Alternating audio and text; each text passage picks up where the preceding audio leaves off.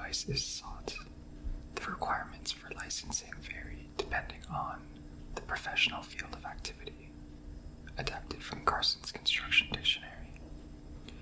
In the specific context of this chapter, a consultant is an individual or firm, either regulated or non-regulated, that provides design services to the architect, whether retained by the architect or the client. Engineer, a professional skilled in the design, development, and construction of physical works. To practice or hold oneself out to the public as an engineer, the individual must be licensed under provincial or territorial legislation. Prime consultant, the consultant that is retained directly by the client for the provision of the main part of professional services. These services usually include management and coordination of sub-consultants and other consultants engaged directly by the client or others. Design team. In the context of this chapter, the design team refers to all the people and firms involved in the creation of the building and site design, whether retained by the architect acting as prime consultant or as individual firms retained directly by the owner. Sub-consultant, the consultant that is retained by or under contract to the prime consultant. Introduction. Architects are required to provide a wide range of services and expertise in the course of designing and coordinating a building project, and they usually do so with the help of consultants. Projects in which the architect is the sole individual responsible for design are rare, with small residential and commercial projects probably the only examples. The size, scope of services, or complexity of the project usually exceeds the architect's qualifications, skills, or ability, making it necessary to seek the expert advice of others. The kind and amount of expertise required will vary with each project. Building type or building classification and the size and scale of the project will determine the types and level of expertise required of the design team. A significant part of the practice of architecture, therefore, involves the coordination of information, advice, and designs provided by consultants who are knowledgeable in various fields. The architect usually provides the leadership, as well as the management and coordination skills, to synthesize the services of various consultants. Whether acting alone or with numerous consultants, the architect's goal is to provide seamless service to the client, in addition to well-coordinated construction documents and a smooth execution of the construction or project delivery. Consultants are full participants in the design team. It is now common for the architect and the consultants to work together in an integrated relationship from the very beginning of a project through an integrated design process, IDP, to achieve the best sustainable design solutions. Types of consultants. Most engineering consultants and specialist consultants are professionals licensed under statute. Most must meet rigorous requirements for membership in professional associations. See consultant associations below, as do architects. Others provide technical services, such as CAD drafting or advice on hardware. Still, others may be specialists in a particular field, such as marketing, interior design, or kitchen equipment. Engineering consultants. The consultants most often engaged by architects are structural, mechanical, and electrical engineers. These engineers can be considered base building consultants. Architects are usually engaged by the client as prime consultants for most building classifications. Building codes classify buildings by major occupancies. The exception is industrial building projects, where the prime consultant is often an engineer. The majority of architecture firms in Canada are small to medium-sized enterprises that must retain engineering design services through contract with an engineering firm. Large firms, in addition to retaining consultants through contract, may have the qualifications and capability to provide all architecture and engineering design services in-house. In addition to the basic engineering consultants retained by architecture firms, other engineers frequently consulted for building projects include acoustical engineers, civil engineers, engineers who specialize in the science of building envelope, seismic engineers, and traffic engineers. Refer to the extensive list at the end of this chapter. Geotechnical and environmental remediation engineers, land surveyors, and certain other specialists that provide professional services related to the assessment of existing conditions should be retained directly by the client. The ownership of a capital asset presents the owner with opportunities such as the increased value resulting from new building, renovation, or change of use. Correspondingly, the owner should also assume the risks associated with ownership, such as designated substances in a building, soil conditions, and legal title. Architect's professional liability insurance may not provide coverage for the architect if a claim originates from services provided by an architect-retained geotechnical engineer, designated substances consultant, or land surveyor. Just as the architect does not benefit from ownership, neither should the architect assume the transfer of risks associated with ownership. Specialist consultants. Building projects often require specialist consultants, many of whom are members of an association and may be certified to provide specific services. This is typical of specification writers, building envelope consultants, interior designers in certain jurisdictions, code consultants, and others. Some consultants gain expertise through years of specialization and experience. Many architects become specialist consultants themselves.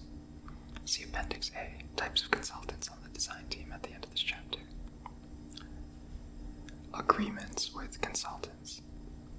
The architect should execute a written agreement with all consultants that they engage directly. Before such an agreement is executed, the architect should confirm that each consultant can meet the requirements of both the client and the architect. These include licensing requirements in the jurisdiction of the project, professional liability insurance requirements, capacity to perform the services, ability to meet the project time, schedules, and budget. The use of the Canadian Standard Form of Contract between architect and consultant, RAIC Document 9, is recommended for an agreement with engineering consultants and other design professionals such as other architects, landscape architects, interior designers, and food service consultants. Document 9 is not a standalone agreement, and it is expected that the prime agreement, RAIC Document 6, or alternatively the relevant portions of the prime agreement, be appended to it. This ensures that the consultants have a full understanding of the expected and required services. The architect should prepare a separate agreement for other consultants, such as those with a limited role, who may not carry professional liability insurance and who may not be design professionals. This agreement should clearly outline the services required as well as the fees for these services and may include clarification on the ownership of the copyright. The architect should ensure that the copyright on the limited consulting services provided for an architectural project is assigned in writing to the architect. Note that an architect bears liability for the consultants that they hire, whether or not those consultants have their own professional liability insurance. The prudent architect will ensure that all firms are retained.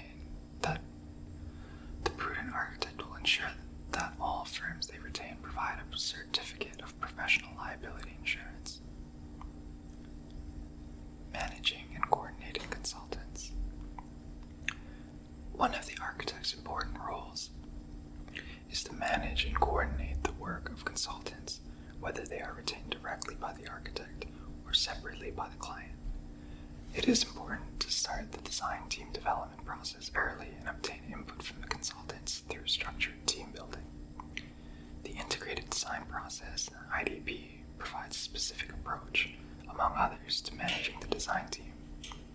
It is important to involve key consultants in project planning and budgeting prior to commencing design work. Consultants usually work as independent professionals with a significant degree of freedom.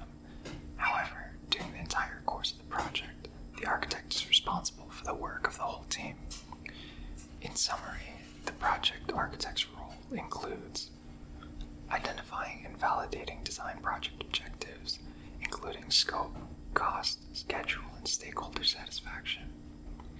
Establishing the quality standards for the project, including identifying client, user, stakeholder, and design team requirements and expectations. Setting standard formats for documentation, primarily working drawings and specifications. Working collaboratively with the design team to achieve those objectives. Managing the consultants on the design team through monitoring consultants' performance, ensuring consultants' ongoing commitment to the project, motivating consultants, providing recognition to consultants, and developing and executing the project's communications and risk management plans. You can check out the checklist in Chapter 5.1. Consultant associations. Most of the specialists an architect consults with are organized into professional, or technical associations. Because of the large number of such associations in Canada, this handbook will only outline those associations which participate on the Construction Industry Consultative Committee, CICC, and the Canadian Construction Documents Committee, CCDC. These four associations are Association of Consulting Engineering Companies Canada, ACEC, Canadian Construction Association, CCA, Construction Specifications Canada, CSC, Royal Architectural Institute of Canada, RAIC. Then you can see Chapter 2.1 or Chapter 1.6 for more information on these associations. The ACEC and the CSC are discussed below. The Association of Consulting Engineering Companies. Founded in 1925, the Association of Consulting Engineering Companies Canada is the national association of consulting firms that provide engineering and other technology-based intellectual services to the built and natural environment. Member companies offer professional engineering services worldwide to private sector and government clients. ACEC's mission is to promote and safeguard the business and professional interests of the Canadian consulting engineering industry in Canada and abroad. The association's membership consists of independent consulting engineering firms and the 11 provincial and territorial member organizations. Members range in size from single-person operations to multinational companies. You can see Appendix B for the ACEC's address and website. CSC, Construction Specifications Canada. CSC is a national, multidisciplinary, non-profit association with chapters across Canada. CSC is committed to ongoing development and delivery of quality education programs, publications, and services for the betterment of the construction community. Construction Specifications Canada liaises with its sister U.S. organization, the Construction Specifications Institute, CSI, and works with CSI to develop and maintain the master format system.